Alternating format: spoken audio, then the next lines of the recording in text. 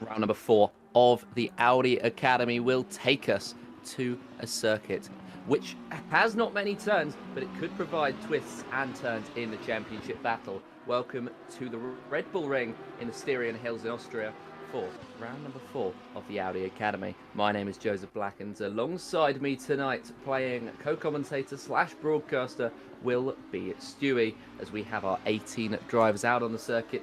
The start of their qualifying session, we are going to be seeing what is going to be able to happen tonight in a very, very wet Österreich ring.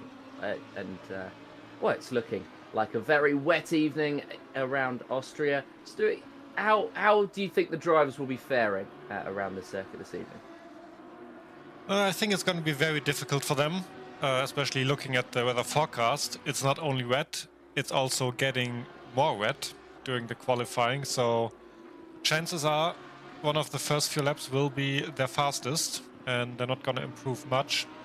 Unfortunately, we missed the first few laps of the qualifying, but yeah, I don't think the standings will change too much, as we see Will Stevenson crossing the line and actually improving a bit. So at the moment, the lap times are still green for most of the drivers, but yeah, I don't think that will last. And I think that was Mike Radford going into the wall in T1 here. And yeah, I think especially T1 here, as we could very clearly see from this onboard cam, you have to brake on the left side of the track on the curb to get a good line into the corner, but obviously when it's wet like it is at the moment, that is very, very slidey. And I think there's a few more other corners on this track where you kind of want to go very wide, like half the car off the track onto the AstroTurf or curb, at least in the dry. And yeah, it might take some adjusting for the drivers to stop their muscle memory from doing that, because yeah, I think they would be using a lot of the corners, what do you call it, the run-off spaces, where there's luckily a lot of on this track. Yeah, there certainly is. There's a lot of forgiveness for the drivers if they're going to need it. And, well, we will be seeing the 18 drivers, I'm sure, extend the track limits as much as they possibly can throughout the rest of this qualifying session, heading into the race session itself. I think turn 1 is going to be a big, big gripe of a lot of the drivers, and we're seeing Tom Shipson come out of another corner, which will be a very, very difficult one for the drivers, the final one. Just managing to keep it in the track limits while carrying enough speed is going to be very, very critical here. Tom Shipson up to the line. What is this time going to be? It's going to be a 1:32.587. That puts him in 6th spot. Not too bad for the moment, but of course the usual protagonists up the top, Nico Kumpu and Will Stevenson, are split by just over 1/10 of a second, as we've got 8 minutes left in this qualifying session. We will see whether anybody is able to beat their lap times or even set a time on the board. And at the moment, we've got Huell and Kurtz and Dorber all without times. And at this point in the session, it's expected that they're not going to improve by too much, as we will see what they are able to do towards the end. We are not going to be joined tonight by Kembritz Lamar. He came into the chat, told us that he's not joining us. That's the 17. That's going to be Sassara having a problem and spinning around. And I'm sure we're going to be seeing a lot of these drivers, especially at corners like that, have problems. There you want to carry a lot of speed, especially because that's where you can really set yourself up for the quickest corners on the circuit, which are the last couple. Mary and Sassara moving out of the way there pretty smartly and allowing the next driver to go through nice and cleanly. Raphael Huell was able to settle up. He did well enough for 4th place, but now it's all going to be down to whether you can follow the dry line, which will form around the remainder of the lap. And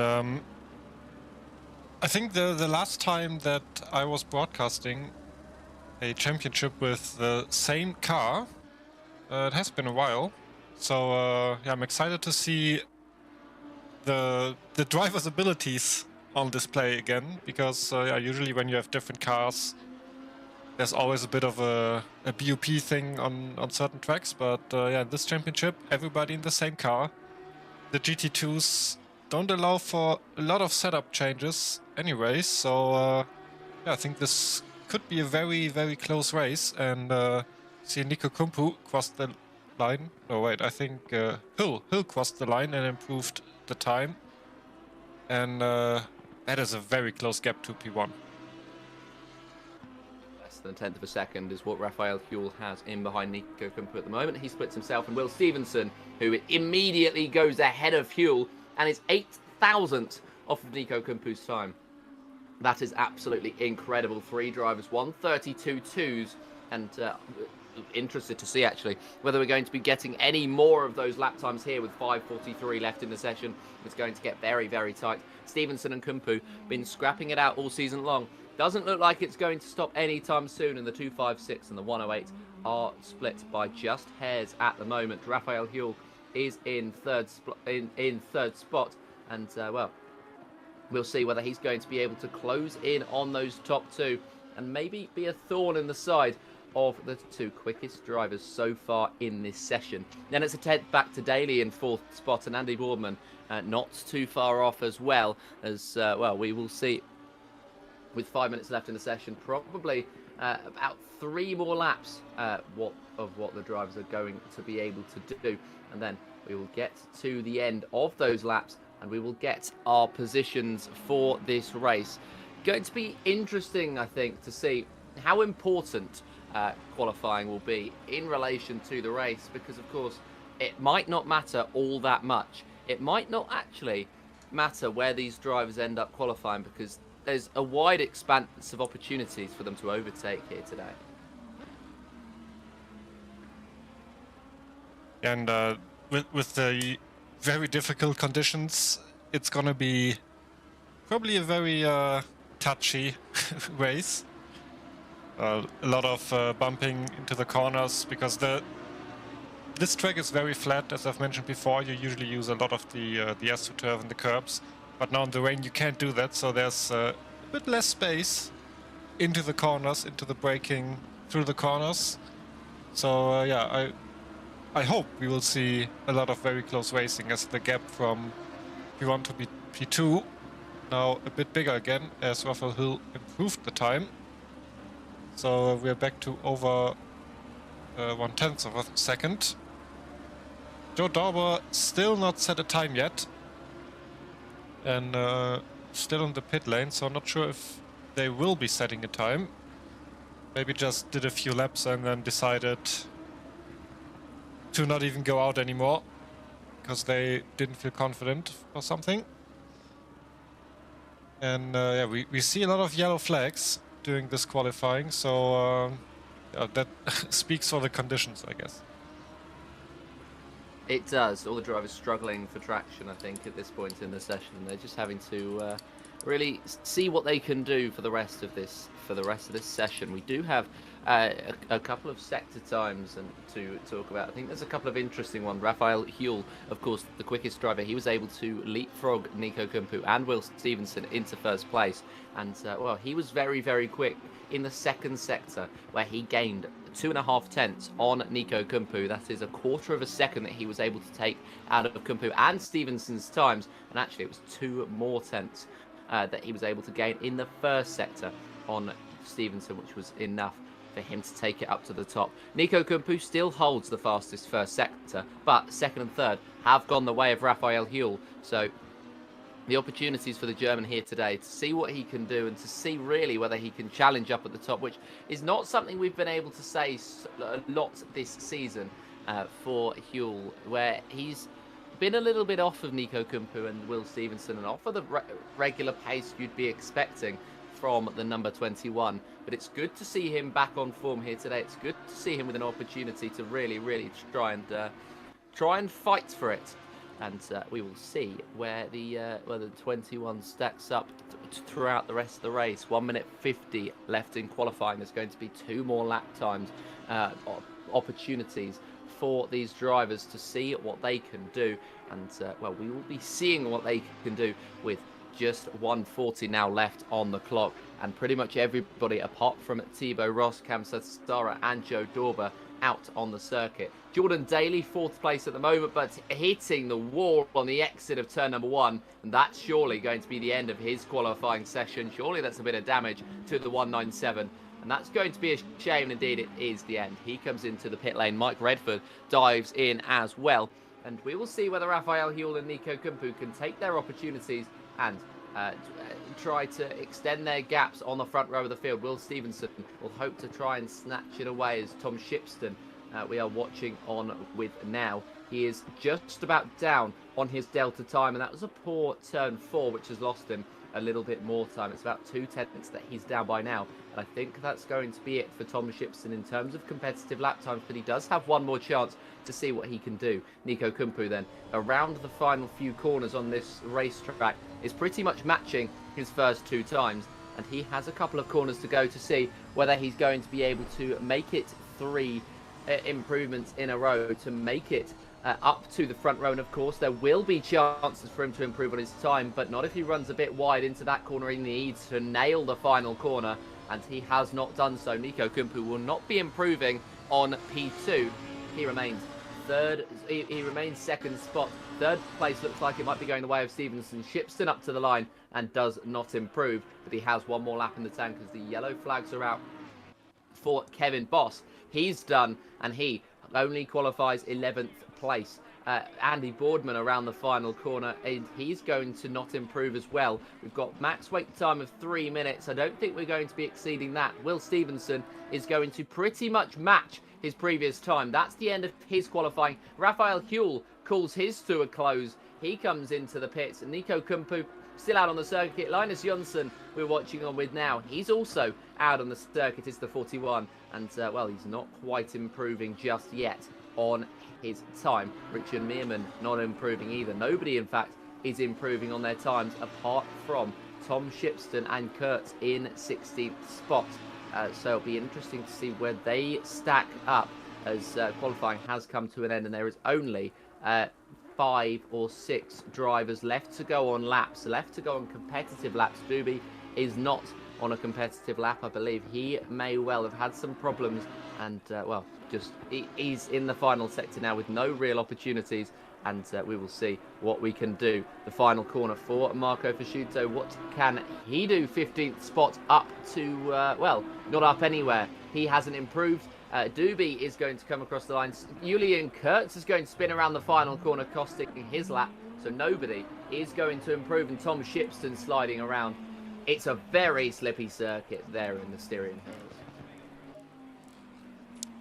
And I've noticed something you will see when we look at the standings in a bit. Joe Dauber currently in P4 in the championship and not setting a lap time for qualifying. So not sure what the idea behind that was, but definitely in a good spot to be in the fighting positions for the championship. But kind of a mistake, I would say, not trying to qualify here. Yeah, it may well be a mistake from Joe Dauber not to be able to qualify, and it's going to be disappointing, I think, as we get an opportunity to look at the sector times. Nico Kumpu held on to the fastest first sector as Huell, and held on to the second and third, and took pole position by 0.122 seconds. Will Stevenson will qualify in third place alongside Daly. Andy Boardman and Thibaut Roskam make up the third row of the field. Tom Shipston and Mike Redford will be the fourth row, with Matt Malcolm and Clark alongside each other on the fifth row, and Kevin Boss and Jonsson will be the 6th row in 11th and 12th. Richard Meerman and Hugo Doobie are in 13th and 14th, with Marco Fasciuto and Kurtz at 15th and 16th. Sassara the slowest lap time, with Joe Dauber and Neil Pimlott rounding out the field. Pimlott managing to sneak into the session right at the death, but not early enough to set a time. We've got about 5 minutes left before the qualifying or before the race even starts, so we get an opportunity to look at the incredibly tight championship standings. Andy Boardman on the top with 176 points ahead of Nico Kumpu, who is only 5 points back. Will Stevenson and Joe Dauber are locked in battle and locked on points, and they're only 33 off of the man at the top, Boardman, and Thibaut Roskam just 11 off them. Tom Shipston in 6th place, the final driver on 3 figures of points, with Les Stevenson in 7th and Neil Pimlott in 8th. Lily Armstrong and Raphael Huell will round out the top 10. A surprisingly low position for Raphael Huell, I feel, as the number 21. looks to convert that pole position to a victory. 11th place for Kevin Boss, just 3 points ahead of Linus Jonsson, Hugo Duby in 13th place, and John Dalton, who we haven't seen the last couple of rounds, he's in 14th. Richard Meerman finds himself in 15th. The number 15 Dutch driver has 46 points, and Mike Redford and Aaron Jackson are in 16th and 17th, with Marco Fasciuto, Kembritz Lamar, who unfortunately could not join us today, and Marian Satsara rounding out the top 20. And that takes us on to the next drivers, Matt Malcolm, Julian Kurtz and Kieran Clark. The last drivers to score points, Jordan Daly, no points, but he's going to hope to change his fortunes today. And then Brendusi Alexandru, Tom Weaver, Hubert Pastuca and Gerson Herrera. We have not seen, and I believe they've signed out of the championship. So 24 drivers then in our championship, 19 have made it tonight.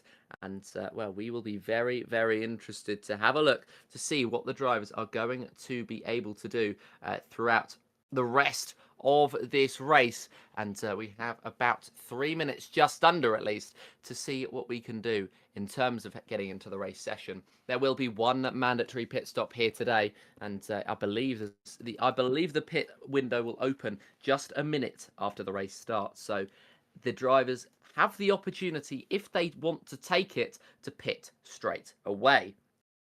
But if they choose not to, that's the more traditional strategy, to pit maybe a little bit before halfway or a little bit after halfway. Nobody really does a half and half just because of how much the battling at the start of the race takes out of you. And the second half of the race is a completely different story, with everybody trying to push flat out. We will see. Apparently the pit entry is slippy as hell. That's a quote if you go offline. So thank you to those of you in the chat who are providing us with the information. And we will see how slippery the pit is, how slippery especially the circuit itself is. We saw Tom Shipston going around at the final corner. I believe it was Kurtz as well, who lost the rear. Jordan Kurtz, that is. No, it's not Jordan Daly in 4th place. It's Jona Kurtz. Is it Jona Kurtz? Anyway, Kurtz in 16th place. I apologise. The first name has escaped me, and I'll try to bring up the information on my screen so I have it for reference. It is going to be, how close was I to getting it right? I was actually very wrong. It was Julian Kurtz, 16th place, the number 16. So I think it would be disappointing that he wasn't able to find any improvements. Just under a minute to go then before the race will begin, and Raphael Huell will be starting on pole position. Nico Kumpu will be alongside him in an all-German lineup on the front row of the field. Or actually, Nico Kumpu, apologies, is Finnish, not German. I don't know where I got that information from, but Raphael Huell is German, very German. Nico Kumpu is Finnish. And then we have the Brit, Will Stevenson. And, well, we have alongside him the Brit, Jordan Daly in 4th place. Andy Boardman, British, and Thibaut Roskamp, Belgian, in the top 6. And, well, we have no home drivers from Austria this evening. So slightly disappointing. But at the same time, you don't always get drivers who are from that nation racing, as we get a look at some of the grid, some of the cars that will be lining up here today, and we get to have a look at some of the beautiful liveries that they've decided to provide us with, and they are very, very striking, I think it's fair to say, some of them especially. And well, we will see as we go further back some probably more inventive liveries, some more entertaining liveries, I think it's fair to say. And well, that one's potentially my favourite one, the one behind Mike Redford. That is going to be Clark in the orange, black and purple livery, as well, we head back through everybody setting off well and seeing what they can do. Nobody stalling, everybody off of the line. And the last driver, Neil Kemlott, has gotten going in 19th place. I mean, it's going to be an interesting race, of course, with everything taken into account. But who is your early shout, do you think, for coming out on top? Who do you think is the early shout for winning this race? I think it's going to be very close between Huell and Kumpu. Although Andy Boardman, leading the championship, had really good races so far, and yeah, only 5th place. And we know how wet it is here, and there could be a lot happening on the first round to scramble the first few places there. So I would say ask me again after one round, after one lap, and then we'll see how that turned out. But yeah, I think any of the top 5 have very good chances to win this race. And we also have the mandatory pit stop with a tire change. So, as you mentioned, the pit entry very slippery. So even the pit stop could throw a massive wrench in any of these drivers' plans here. I don't think there will be a lot of different strategies, considering it's the tire change required. So they will probably just go half and half, since they have to wait in the pit for 30 seconds anyways. Yeah, I'm excited for the first few laps especially. Yeah, I'm sure it will strike up the action with not many corners around this circuit. The drivers have limited opportunities to make their way through on everybody else, and especially when it's raining here around Austria, it can very much make it a difficult one to contend with. We're watching on the back of Raphael Huell, who potentially is the favourite for this race, but heading into qualifying, you wouldn't have struck him down as a favourite in any sense of the word. He's not had the greatest of seasons by his standards. I think it's fair to say he's down in 10th place in the standings, and he'll hope to climb up with a good performance here today. He's got Nico Kumpu and Will Stevenson, 2 very quick drivers, Andy Boardman in 5th place, all with very, very strong tallies on the board in total. And well, that is in fact going to be the championship top 3. Daly in behind them as well. He splits Stevenson and Boardman. He hasn't got a single point on the board, and he'll be hoping to change that tonight around the final corner. Then Raphael Huell will come, and we will set off for our race around the Styrian Hills in just a couple of moments' time. We will see as they run up to the start-finish straight. They run down the start-finish straight and towards the start-finish line, and the racing is ready to get underway. And the drivers are sitting there. It's green, green, green, and it's go, go, go. Raphael Huell gets off to a poor launch. Nico Kumpu will pull alongside him into the first corner. Can he get ahead? No, because Raphael Huell brakes so late in fact. He opens the door back up for Nico Kumpu, and maybe even Will Stevenson. He comes across to try to cover him off, as there's a car off of the circuit in the background.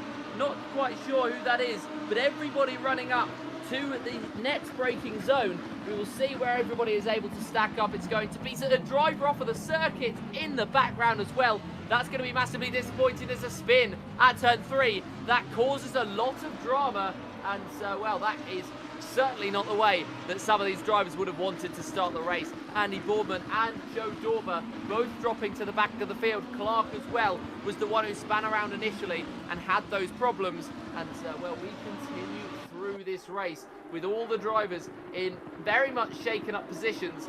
Raphael Huell, our poleman, down in 3rd place. Will Stevenson and Nico Kumpu have been able to make their way through on him at the moment. And, well, he'll be hoping to fight his way back through. Not a good start for Clark, for Dorber, or for Boardman. And our championship leader drops to the back of the field. Yeah, a lot of carnage there in that turn. Although T1 was much cleaner than I would have expected. And there we see, I think it was Shipson or Wascam going a bit right. The second to last corner there. We also have somebody pitting, that is Mike Redford, already testing out the pit entry here. And I'm not quite sure what exactly happened to Andy Boardman, who is now in last place for some reason. Do we have any... Don't have any replay for Andy Boardman, but there seems to have been some major issues even after the second corner there, because they are now in, yeah, almost last place.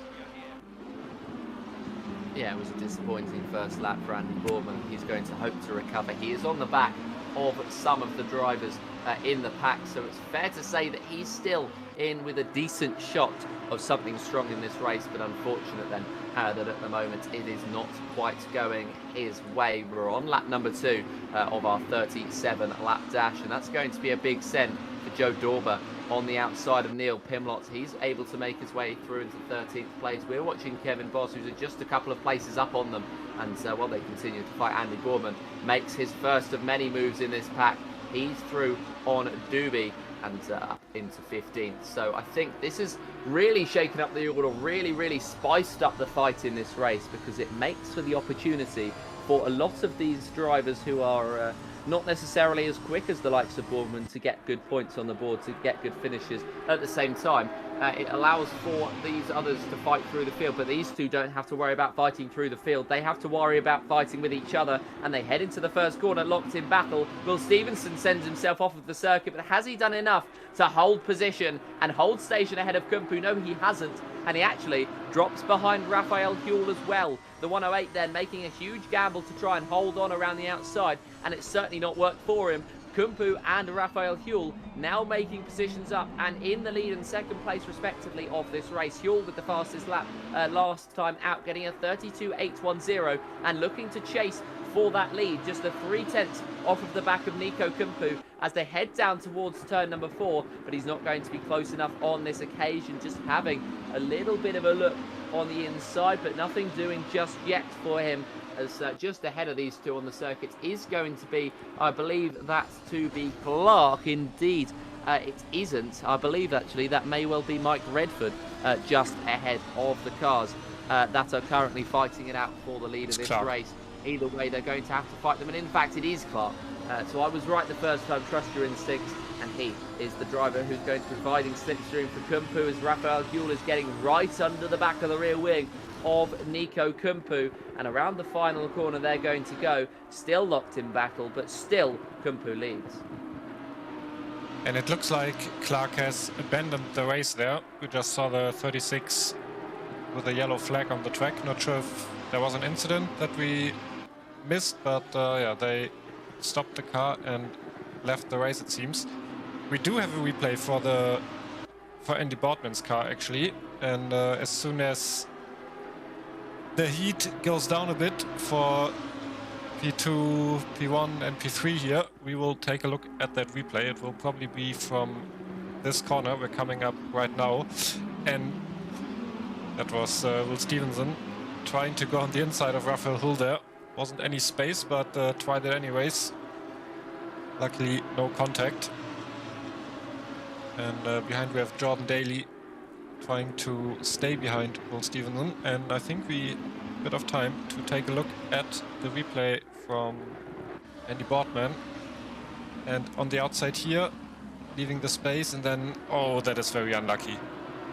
Being second in line to the contact, and then having to reverse and do a 3-point turn to get out of the grass, and especially in the rain, in the grass, I would imagine it took him quite a long time to even get going again, because it's kind of in a dip, so you have to go up the hill in the wet grass, and yeah, these cars tend to slide a lot on the grass there.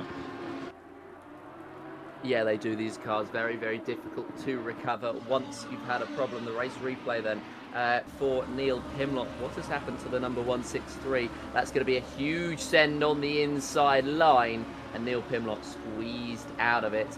And, well, that's going to be just real fighting, but you can understand it. Andy Boardman trying to fight his way through the field, and at the moment not in the strongest of positions, not in the position he would have been hoping to be, but continuing to fight his way through the field. 12th place is where he is now, and he meets Joe Dorber as he breaks very late into the first corner. The 69 really needs to find that confidence. He really needs to settle down a little bit into this race. He has the pace to find his way through. He doesn't need to force these moves just yet, but yet it feels as though that is exactly what he's doing. Will Stevenson on the back of Jordan Daly, looking for an opportunity, but not doing just yet for the number 108. He is really searching for a chance to get through on Daly and try to fight again with the two at the top.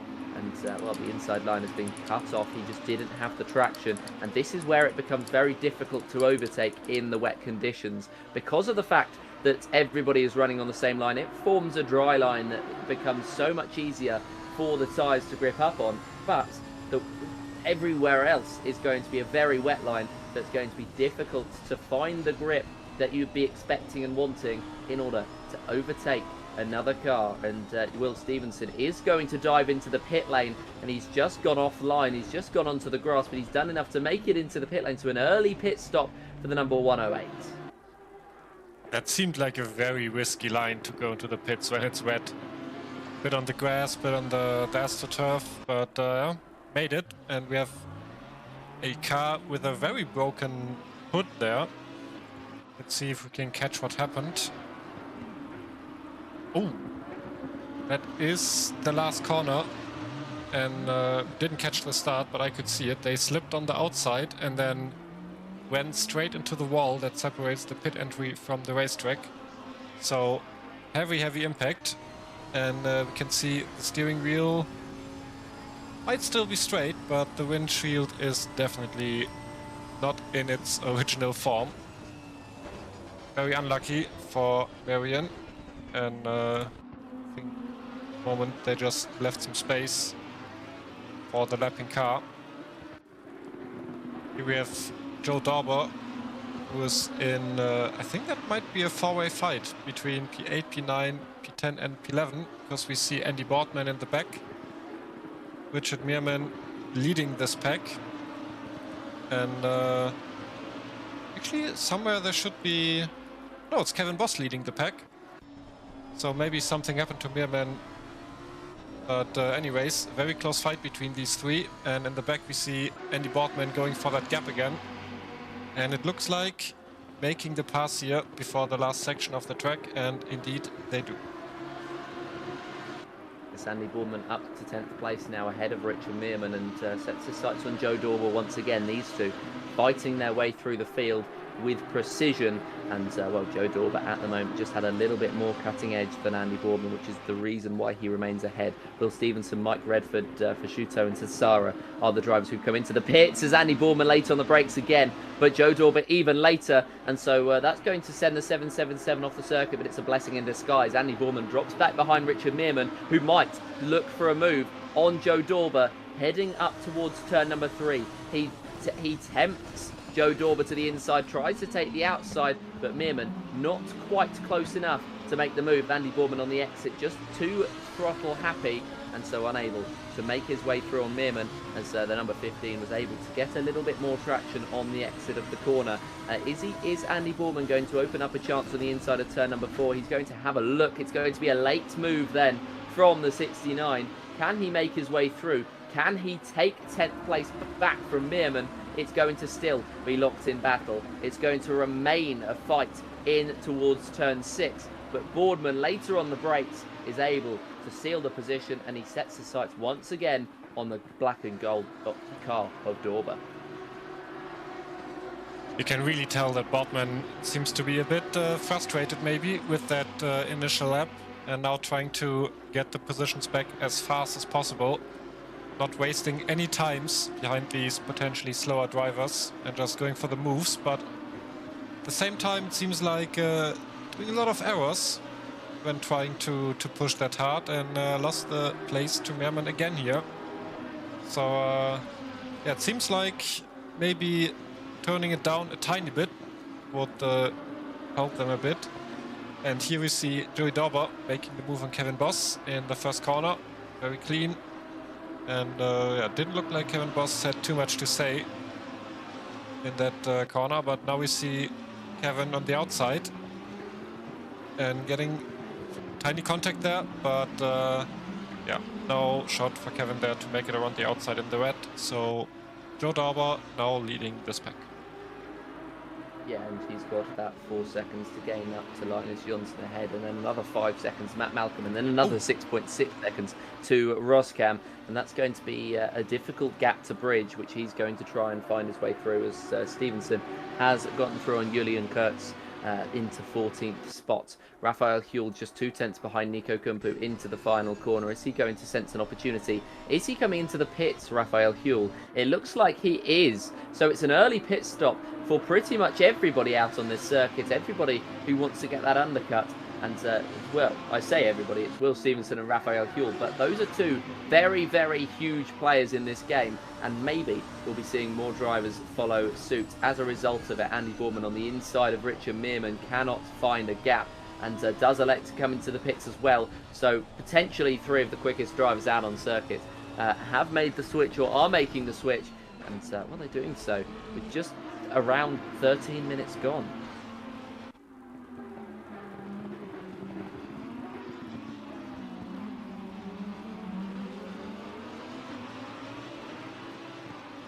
Thibaut Roskam, then he gets promoted to 4th place, and he gets the opportunity to try and fight with Tom Shipston for that 3rd spot for the final podium position. And that's exactly where he's going to be wanting to fight in this race, with this opportunity to see what he can do for 3rd place at the moment. Of course, even though those drivers behind who are coming to the pits will fight their way back through, it's still all about pride for these drivers. It makes sense for them to try and fight, but not too hard, not to lose too much time, and not to actually lose out in the grand scheme of things. Raphael Huell is out in 12th place, and he is going to be out, crucially, ahead of Will Stevenson. That's the driver he was desperate to be ahead of, and he has now a 4.6 second gap on the exit of the pit lane. That could be a huge advantage, as Andy Boardman is going to come out of the pit lane. Where is he going to stack up in this field? It's going to be behind, Stevenson and Redford. He's 8.6 behind Redford, but it feels as though with that pace that he's got so far, and with the mistakes he's making behind other drivers, he might have just been blessed, because he now has an opportunity to push in clean air. Yeah, he does, and we see immediately the mistake again.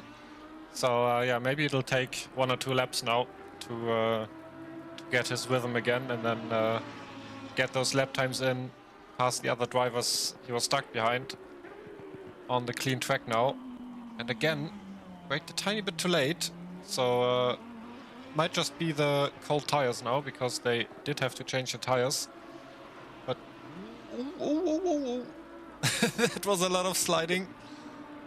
Maybe calm down a bit on that outlap, and I think we'll have to check back in maybe 1 or 2 laps and see how Boardman is doing then. Curious that the other drivers around Boardman didn't pit, because usually you would want to, if you see the driver behind you that is faster, you see them pit, and you would just pit the next lap. So is that another pit stop from Boardman? Certainly looks like it is. What is Andy Boardman doing here? Maybe he's got damage that didn't get fixed in that first pit stop, and maybe that's why he came in so early. Very, very interesting to see him come in, though. And well, we will see where he stacks up at the end of the race, but I get the feeling that it's going to be nearer towards the back of the field for Shuto Kurtz, and Satsara are now 2 laps down. So I don't know if it's going to be that far down, but I think it's going to be P15, and P15 is going to be it, the number 69. Disappointing, but yeah, I mean, with the mistakes he's been making this race, ultimately, unfortunately, not that surprising. 24 minutes left in this race session. We are approaching halfway, and Nico Kumpu has very much overcut his rivals for the race, Raphael Huell and Will Stevenson, who have gone for a significant undercut. Stevenson way more than Huell, and Huell came in just a couple of laps after him. Nico Kumpu, though, has stayed out and looks to be staying out for a while longer. Which strategy do we reckon is going to be the better one here? Do you think it's going to be the dramatic undercut, or do you think it's going to actually be the overcut, the regular strategy from Kumpu, as I think he's going to pit around halfway through this race? I don't think it really matters what they do, because, well, maybe for like Boardman, where they were stuck behind other slower cars, it's definitely worth it to pit earlier. But for cars that are, or drivers that are the same speed like Kumpu and Huell, I think all it comes down to is, do they nail the pit stop and do they nail the outlap? And yeah, because neither of them is stuck behind slower cars at the moment. I think Raphael Huell, yeah, has some free air at the moment. Might be getting slowed down by Neil Pimlott in a tiny bit, but yeah, at the moment I don't think the strategy will make a difference. And you know what I think happened with Boardman? Because we saw that the tire change indicator in the tower turned green, so they definitely changed tires. But I feel like they might have accidentally switched to dries, which would explain the sliding. Yes, very potentially. I think I wouldn't be surprised if that is indeed the case, but unfortunate for Andy Boardman there that he had to pit twice. Richard Meerman on the back of Kevin Boss. Is he going to find an opportunity on the Dutchman? He looked for it on the last lap, but wasn't able to seal it, and brakes early. Hopes for that switchback, but I think he braked early, then realised that Kevin Boss wasn't braking for ages, and he probably shouldn't have been braking for ages. Then took his foot off the pedal, and by that point, it was actually very deep into the braking point. So Richard Meerman just a little bit indecisive and hoping to open himself up for Kevin Boss on the exit. And not quite done yet, and Boss remains in 7th place for the time being as they go through and lap.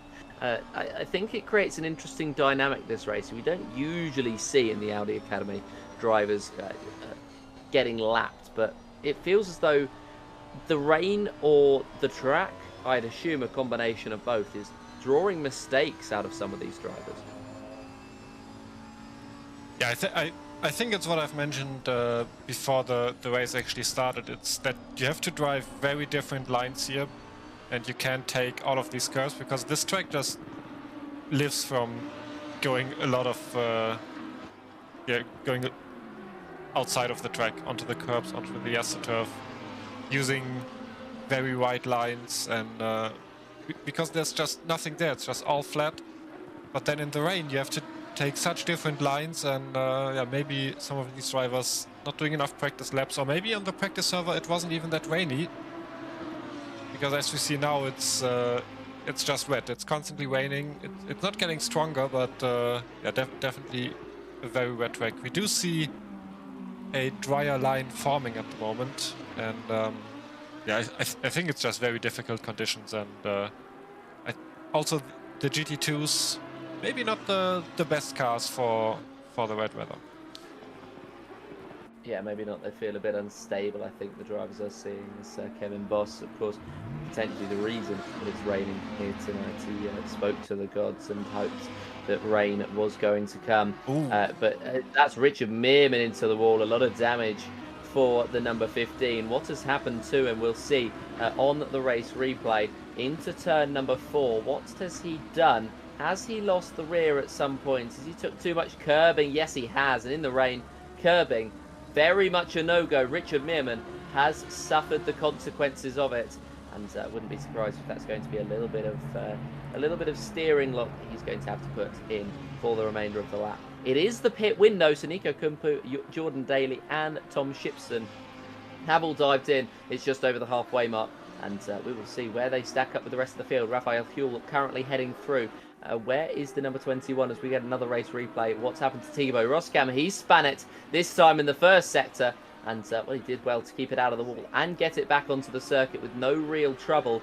And well, he did very well there, I think, to recover the spin, because it's one thing being able to not spin, it's a whole other thing spinning and then recovering yourself very, very quickly. Kumpu's done with his pit stop. He is coming out of it now. And well, that was Jordan Daly and Tom Gibson are going as Raphael Huell. Is that a problem out of the final corner? What has happened here to the 21? We'll watch on board then with his car. Has he taken too much curbing on the... Oh, he's just had a little bit of a correction of oversteer, and he's not corrected it too much.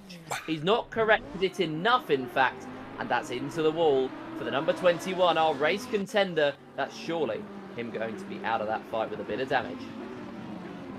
And I was just excited to see what the gap would be between Huell and Kumpu, but unfortunately, we do not get to see that. What we do see is Stevenson and Daly being very close after Stevenson pitting lap 4 and Daly pitting just last lap as well. Their pit stop times very similar, 1 minute 10 for Daly and 1 minute 9 for Stevenson.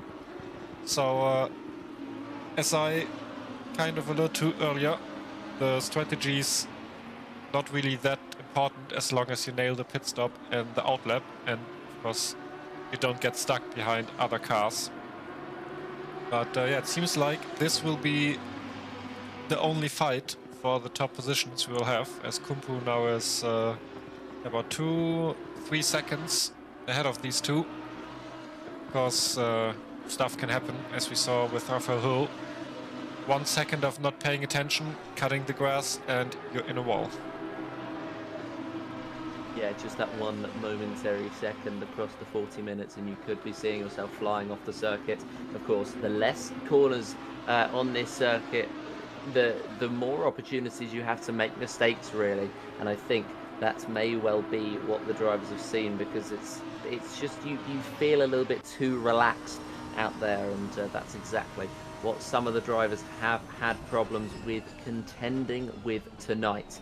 Raphael Huell now trying to recover from 5th place. He's not too far off Nico Kumpu, all things considered. There is now a 6-second gap between the two drivers. The number 21 has Tom Shipston, Will Stevenson and Jordan Daly to compete with, as well, we are at the end of the first pit stop, so we get to see where everybody stacks up. And I think Jordan Daly has been the winner of the pit stops. He's managed to make his way through on Will Stevenson and up into 2nd spot. Raphael Huell potentially the loser of the pit stops, but the real loser of the pit stops is Andy Boorman, who had to come in twice. Stevenson now trying to get past Jordan Daly and allow himself to attack Nico Kumpu, but it does feel as though the overcut was the right strategy here today, which is why the gap now between Kumpu and Stevenson. One went for the regular pit at halfway, one went for the way early pit stop. It explains why the gap is about 3.5 seconds. Yeah, didn't really see it, but it's possible that Stevenson just had to pass some other cars on the track. I think Huell had to do the same. Yeah, just cars that didn't pit yet. And actually, that was very close. And that is Stevenson going off the track. We have seen that move quite a few times already. And here we have Shipston, and with the overspeed, actually making a move on Stevenson and passing him on the straight. So you gotta be so careful there in T1, because you lose so much time. You don't get damage, but you lose a lot of time. And you've mentioned it, Raphael Huell not too far back. I'm actually surprised they're still going, and doesn't seem like they've lost a lot of pace. The impact into the wall looked quite severe, and apparently it wasn't that bad, and they didn't lose too much time, so they're potentially still in the fight for P3 here. Yeah, very much in for the fight for 3rd place at the moment. I think there is a very, very much a scrap on for the final few podium positions between these 4 drivers, as we have 14 minutes left in this session. And well, it's been a very, very intriguing race to watch, I think, from a lot of the drivers' perspectives, where it's been one where you don't make mistakes, you climb up the field. You do make mistakes, you drop down the field. But Raphael Huell, I think, he made a huge mistake out of the final corner, but he's only 5th place, so he hasn't been punished too much. But instead, he has to try and fight his way forward through, and we'll see where he's going to end up. We'll see where all of these drivers end up towards the end of this Grand Prix. Well, actually, not. I mean, I looked up the definition of Grand Prix the other day.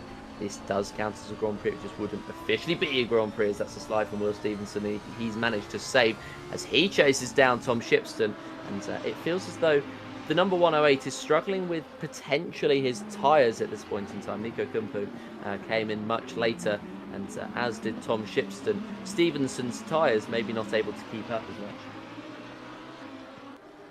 It would be odd, to be honest, because it's just a short race, and yeah, like 20-30 minutes on the tires shouldn't make such difference. But there's always a chance they maybe have their brake ducts a bit too open, and the tires are too cold or too close, and they're getting too hot. So yeah, there's always a chance of some errors in the setup. But yeah, it definitely looks like struggling a bit more now, since made the mistake directly behind Daly. The gaps of these 3 cars kind of growing, and it doesn't look like Huell is catching them at the moment. But if we look at the last lap times, we have Kumpu the 32.5, Daly 32.7, Shipston 32.6, and Huell with a 32.9. Stevenson, of course, we have to wait until it crosses the line. That would be a 32.7. So yeah, most of these drivers very similar in pace. Raphael Huell this lap with a 33.0. So the gaps don't seem to be growing too much, but they're not shrinking either, which is good for Kumpu and bad for Huell. Well, in the back we have Pimlott chasing Marco Facciuto, and that's about the only fight on track that we have at the moment. Yeah, it looks like it at the moment, as the drivers have sort of settled into a rhythm in this race and struggled with the traction. I think a lot of them have, and so the dirty air very much not helping them. And well, the fights between those top second down to fourth, fifth place even seems to be eking out and petering out as Marco Fasciuto leads Neil Pimlott into the final couple of corners. The 20 leads the 163, and it feels as though Neil Pimlott is going to search for an opportunity at some point soon. The number 163 is looking potentially quicker on the back of the 20. He has gained in, and he wants to take his opportunity onto the next lap. We are about to be 3 quarters through the race, which means just the 1 quarter left, and that means most of this race has been written, but not all just yet. And well, wait to see what stacks up. Will Stevenson trying to get onto the podium once again, and he tries to well, see if he can get through on Tom Shipston right under the number 60 at the moment. And can he find his way through? On this occasion, I don't think the slipstream is going to be strong enough as they head up to turn 3. Yeah, I don't think it'll be enough, but that doesn't stop Stevenson from trying to make the move. Braking very late, and in fact, too late. And yeah, luckily no contact there. Shipston reacting in time, opening the inside and letting Stevenson do his thing. Fortunately now the gap a bit bigger again, so yeah, Stevenson will have to try again. You know, I'm actually a bit surprised, because usually this track is very notorious for its track limits, especially in T1, and we've seen so many cars go off in T1 already, but we did not see any drive-through for track limits yet. So either it's a bit more lenient in the rain, which not sure what the current state of ACC is in regards to that. I know a while back it definitely was more lenient in the rain, so I wonder if some of these drivers may be on a knife's edge here with the warnings they already have. But yeah, if we finish this race without a drive-through, that might probably be the only race I've seen on this track without one. Yes, basically, at this point in time, it's looking like that is going to be the case. 9:22 left in the session. Everyone's had their pit stops, and well, hopefully nobody has to take a trip down pit road for their drive-throughs. Will Stevenson on the back of Tom Shipston, looking at the back of the Audi once again. Of course, it's Audi on Audi here in the Audi Academy, and at the moment has not had the opportunity to fight with him, as Thibaut Roskam's had problems out of the final corner. Is this a cut and paste of the Raphael Huel incident from a few laps ago, just running over the curbing on the exit? It is not quite. He's lost it a little bit earlier, and actually that's a bit more dramatic, but yeah, Thibaut Roskam is spinning around in similar fashion to what Raphael Huel did, and the number 96 drops down. Yeah, luckily no contact with the wall this time, but maybe a bit more whiplash for the driver there with that nice spin. And here we have Stevenson again, trying to make a move on to Shipston still. But yeah, I think time is running out for Stevenson here. As you could see, a tiny slide there, so the tires might be giving up slowly. Stevenson also pitted on lap 4, while Shipston pitted on lap 12, so there's a 8-lap gap for these tires, which usually shouldn't make that big of a difference, but who knows. And I think here we have Andy Boardman, who... Whoa, there was something going on. Let's have a quick replay.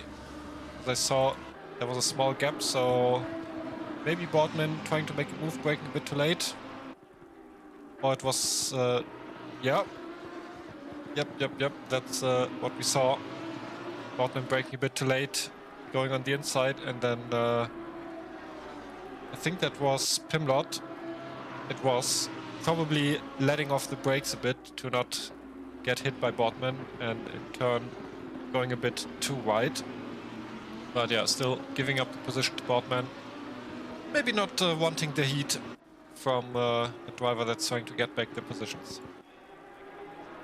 not wanting to do so at the moment. I mean, Andy Boardman's been not crazy this race, but he's been struggling to keep up in this race. Thibaut Roskam on the outside line of Kevin Boss. Can he make his way through? Is he going to go for the up and under? Yes, indeed he is. Kevin Boss riding over the curbing to try and make his way ahead, and he manages to hold on ahead of the number 11, and the two Audis keep scrapping on. The Audi Academy, of course, is on round number 4 of 6, and you can get yourself involved in the championship by going to racerci.com and get yourself stuck into the last couple of rounds. There's also a couple more championships that we have on our hands.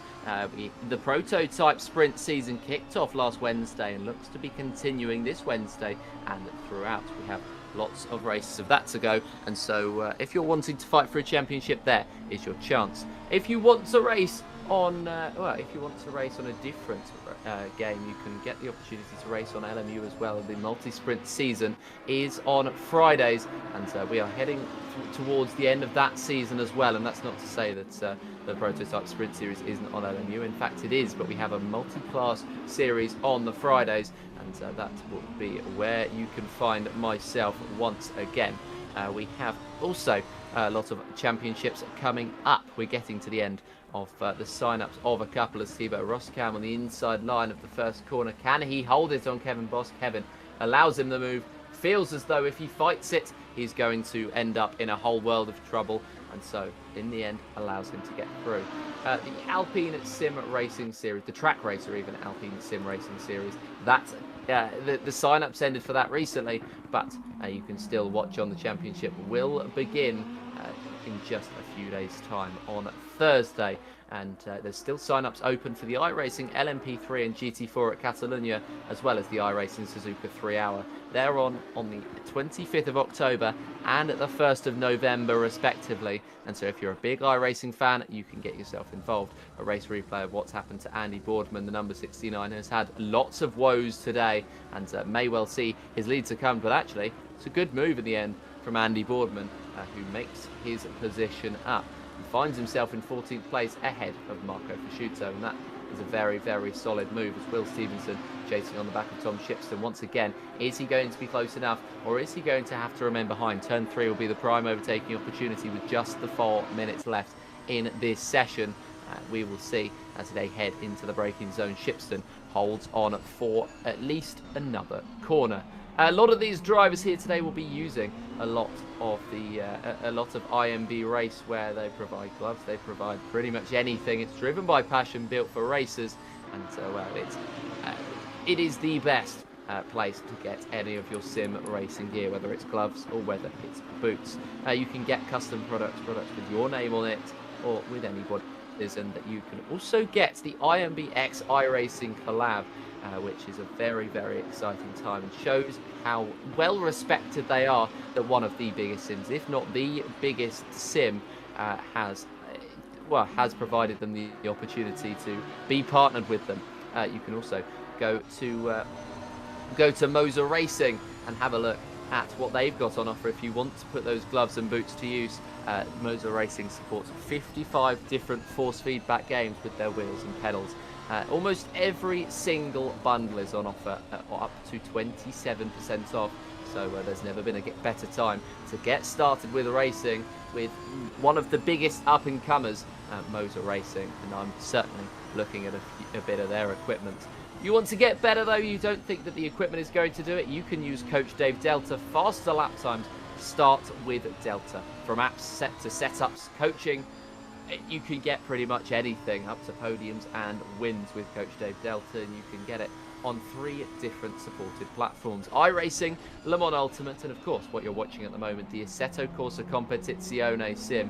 There's lots of opportunities to improve, and as I say, faster lap times start with Delta. You could also maybe get one of those games on Green Man Gaming. There's lots of games on there, and you can get 15% off with code OCT15. That is OCT15 at checkout. If it's gaming, think Green Man Gaming. We are very, very proud here at RCI to have a lot of these partners, and we also have Ready Set Sim. That's another one on our list as Linus Jonsson looks on the outside line of Mike Redford. That's a late lunge. Redford breaks later. Can he hold on to it? Can Jonsson get the switch back through? It's going to be completely locked in arms. Jonsson gets that launch, and is he going to be able to pull ahead? Not quite. Redford keeps a toe in the door and is able to pull back through and hold 7th place. Very, very strong defence from Mike Redford. Ready Set Sim is one of our next partners who can use My Sim, which is I had a look. It's well, I mean, the last time I had a look at Ready Set Sim, to be completely frank with you, the last time we were here, or I was here on broadcast back in February with RCI, had a look again recently, and well, they've fleshed it out. They now have My Sim, which is incredible. You can have a look at basically any sort of setup you want for any sort of budget, up to the Sim Racing Den's 22,000 rig, and it's a dream rig for me. And I actually built myself a rig while I was there. That came out to 24k with the highest specs, so I'm certainly saving up for that one. And well, we are a motorsport recommended UK, a motorsport UK even recommended community, and we are very lucky to call ourselves one of those. And we continue to be highly respected, of course, with partnerships from people like Alpine. We will get the chance to we will get the chance to host a lot of these events in future. So make sure you get yourself involved by heading over to the Discord, which is going to be in our description. We still have fights going on the circuit. Joe Dorber is watching the back of this Redford versus Jonsson fight and trying to get himself to get an opportunity through. Can he make his way through on Jonsson and Redford? He's right on the back of these two. He'll feel quicker, but he may well not make his way through. Looking at the inside of Jonsson, has he opened up the opportunity? He's making his way through, and well, that's going to be Jonsson drop down, and Joe Dorber up through. But Jonsson keeps the tyre in, keeps himself attacking, and the final corner, the final couple of corners will beckon for these two. But Joe Dorber finally takes 8th spot. The race timer comes down to 0, and Nico Kumpu will complete the final lap of his 26th lap dash around Austria. And well, there's still some positions yet to be decided, including this 3rd place. Oh, and I was just about to say, I think Will Stevenson will give it his all on these last 2 laps, and then as I was about to say it, made a mistake, so I don't think anything will happen here in this fight. But we have Joe Dorber, wasn't happy with just gaining 1 spot here on Jonsson, trying to make the move on Mike Redford as well, but cutting a bit too much on the inside there over the curb. You could see the car jump a bit. This fight definitely not over yet. We will see Nico Kumpu cross the line in a few corners, but these guys here still have a few corners left to finish this fight that they have at the moment. Mike Redford leading the pack, can't really get away from them, and yeah, Joe Dorber looked very, very confident in these corners before, and we cut back to Nico Kumpu real quick. Flawless race, coming in P1, coming over the line in P1. Jordan Daly with a very good race as well in P2, and followed by Tom Shipston. Also didn't make any mistakes, coming in at P3, and we cut back to these 3 here. Doesn't look like Dorber had a chance to make the move on Redford unless we get another spin here, but we don't, so this is gonna be P7, P8 and P9. Yes, in the end, it's Nico Kumpu who comes out on top. Jordan Daly picking up his first points with 2nd place. Tom Shipston, the final driver on the podium, and I think it's fair to say Will Stevenson will be disappointed with 4th. So will Raphael Huell with 5th, and Matt Malcolm will come home with a very quiet 6th in the end. Mike Redford in 7th. Joe Dorber with not so quiet 8th. And Linus Jonsson in 9th, with Thibaut Roskam in 10th place. Kevin Boss in 11th. And Richard Meerman, Hugo Duby and Andy Borman will be the final finishers, with Fasciuto and Sassara the final ones in the classification in 15th and 16th spot. We lost 3 drivers here today, unfortunately, and well, that means that we are going to end with just the 16 as Andy Borman around the final couple of corners, and he's going to have a half spin. He's not had the greatest of days. He struggled with traction, And I think that's certainly been represented in the way that he's been driving the final couple of corners. And we'll come up to the line. The championship leader only finishes down in 14th place. And that, I think it's fair to say, will be disappointing. Very disappointing to see from our championship leader, who surely succumbs that position.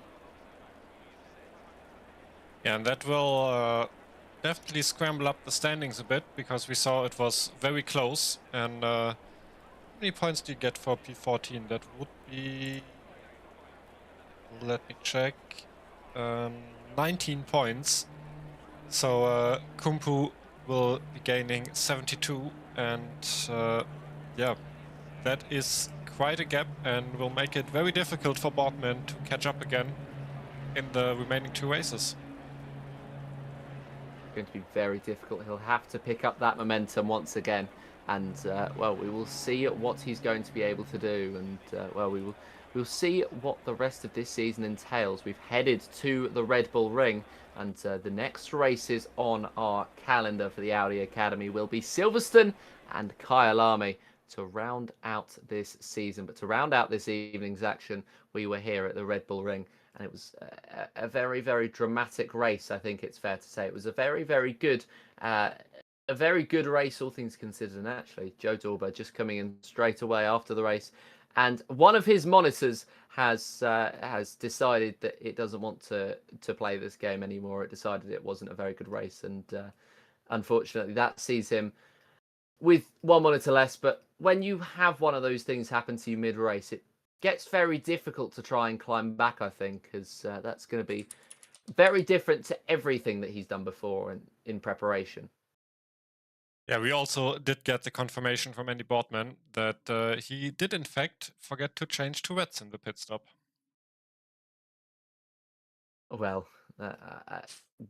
kind of thing I'd do, to be fair. So I can't really criticize too much, but yeah, it doesn't look like it doesn't look like it was the greatest of luck for either of those drivers today. And of course, they finished further down the field with not much of an opportunity to fight back. They tried their best, they very much did, but in the end, they will be disappointed, I think, with their races. A great race for Jordan Daly in the meantime. He ended up second, and that was a huge, huge finish for the man who had 0 points heading into this race, in fact. And well, it's not exactly like he signed out. He just didn't score any points, and now it was his chance to get something on the board.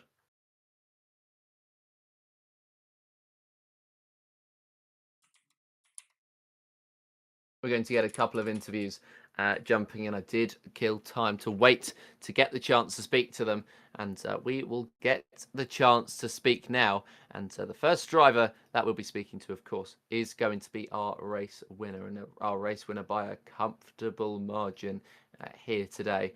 And well, Nico, just how would you sum up that very, very good race? You know, I didn't feel that fast in the first stint when Yul was right behind me, and I kind of wondering what happened to him. But the latter half of the race was quite easy. Just stay on track, and that's what I did. Yeah, it's obviously very difficult to fight at the early parts in these rainy conditions. How did you fare with it? How dramatically different was it to a regular race around Austria? I haven't driven in a while, but I think quite the same. I was struggling when practicing with those fast left-handers, getting some understeer there, and then I just decided to put zero wing and have some more turn in the car, and also speed on the straight. Yeah, it was not the easiest of conditions to contend with, but it looked like you ended up doing so pretty well. The championship now has opened itself right up, I believe. You're the new championship leader after Andy only finished P14. Does that change your approach heading into the last couple of rounds at all, where you're no longer the chaser, but instead the chased? Well, unfortunate for Andy. I don't know what happened. I haven't checked the replay yet. And also, I'm wondering what happened to Yul during pit stop or after his pit stop. But no, I'm not gonna change anything for the upcoming races. It will be GT3, so different car, but same mentality. Try to go for the win. It certainly will, and I can tell you what happened to both of those drivers. For Andy, he made the switch on well, he had a spin in the first lap. He got hit by somebody else from behind, I believe, and then for Raphael, well, he had a spin out of the final corner when you were in pit lane, so that really broke his opportunity to fight with you. Is there anybody you'd like to thank before we let you go? You know, all the fellow drivers, staff at RCI, my teammates. It's good to see also Daily back in the Monday Championship. It's fun. So thanks all. Certainly as well. Thank you very much for joining us today, and well done, and congratulations on your first place. Yeah, thanks. It took a while since the last win. I think it was back in the Lambo Championship, Super Trophy. About 4 months ago, something like that, maybe more. But yeah, I mean, well, thank you very much for joining us today, and well done. And we'll get the chance now to speak to. We'll go down in order. I think that seems to be the way that makes the most sense. And well, actually, we will get the chance to speak to the man who was potentially the quickest man out on circuit, but made a mistake that could have cost him the fight for the victory. Welcome to the commentary box, Raphael. How would you sum up that race for yourself? A bit spicy. The little practice I did in this car was enough to figure out that I needed TC0 to be fast, at least in most corners. But it wasn't enough to actually get good at it. So you saw what happened, touched the grass a bit, and no TC didn't help.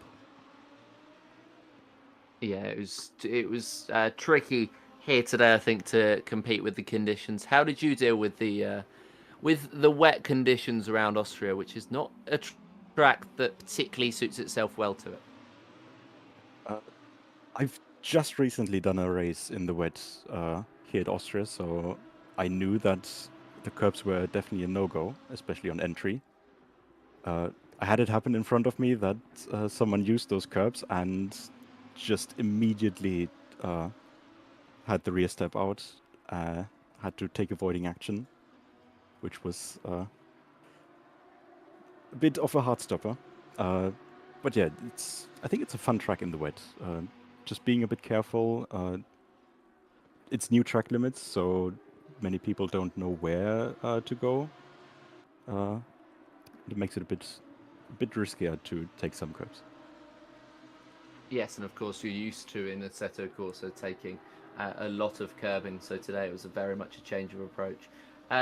Looking towards the next few rounds of this championship, I mean, it was a very, very good race for yourself in terms of trying to bump yourself up. Of course, you were 10th after just a victory and then 2 sign-outs, but looking towards the rest of the season, we've got Silverstone and Kyalami coming up. What are your thoughts on those? How are we feeling heading into them?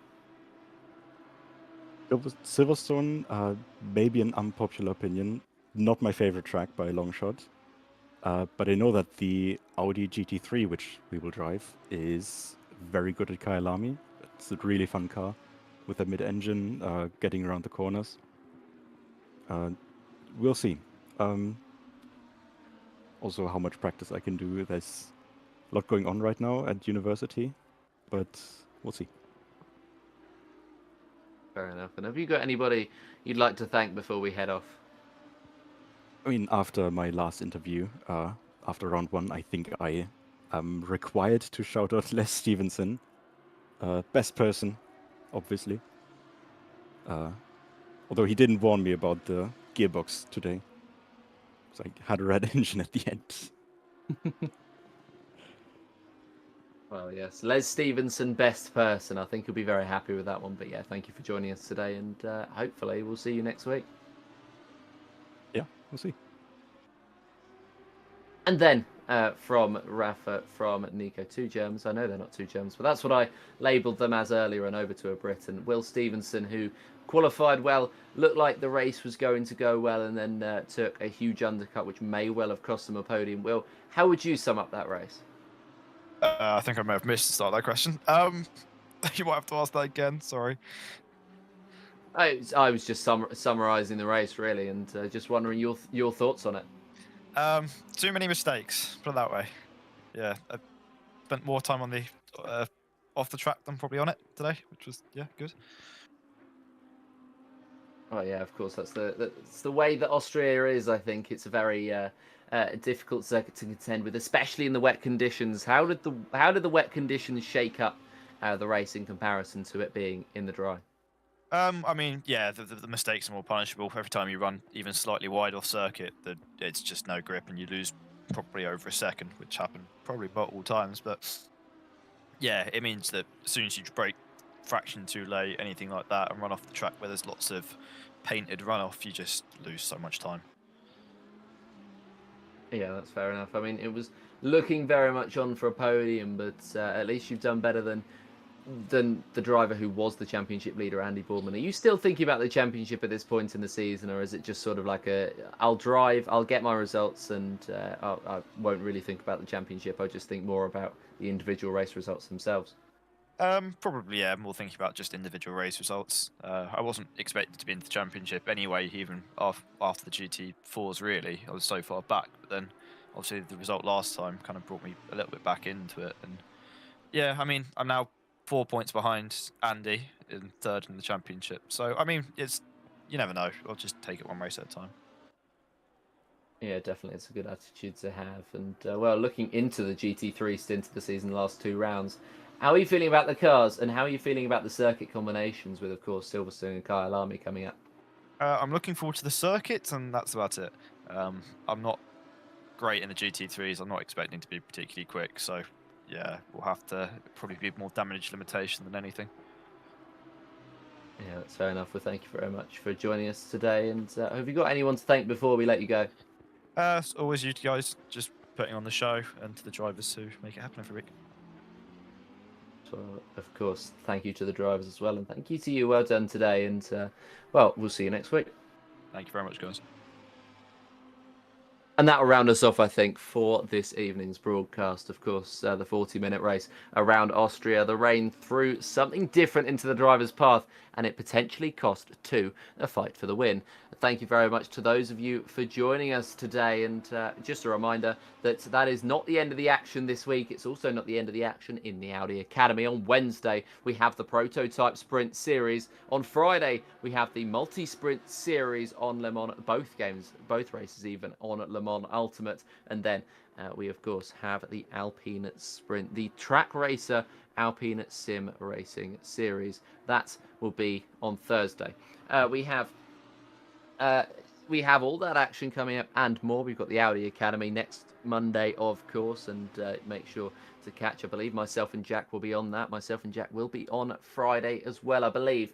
And I think Jack might be on Wednesday as well, so working him hard. But from everybody here, thank you very much to those of you for watching. Thank you to Stewie for being the producer and co-commentator. It's not an easy job, but thank you nonetheless.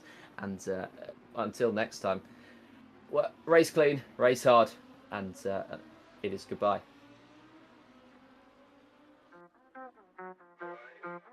You ready? 3, 2, 1, go. Get behind the wheel, let's go. Grip the road, feel the flow. Thunder roaring, steel alive. Live this dream and drive.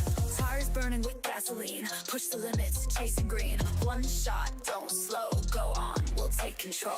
Engines scream alive tonight. Blazing past.